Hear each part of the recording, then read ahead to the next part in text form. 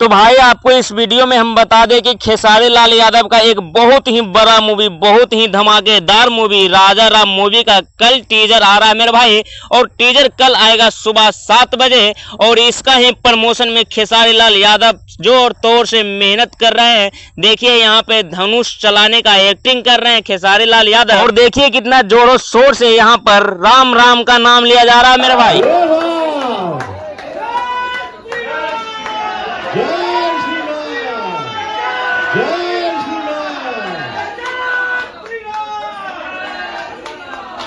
और भाई यहाँ पर देखिए कि खेसारी लाल यादव राजा राम मूवी के लिए कितना खुश नजर आ रहे हैं यहाँ पर।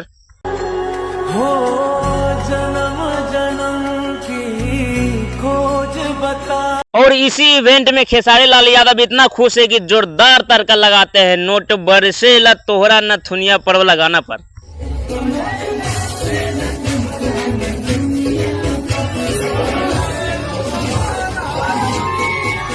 तो हाँ भाई, खेसारी लाल यादव का कल ही राजा राम मूवी का टीजर आने वाला भाई। और सुबह सुबह 7 बजे ही आने वाला है मेरे भाई।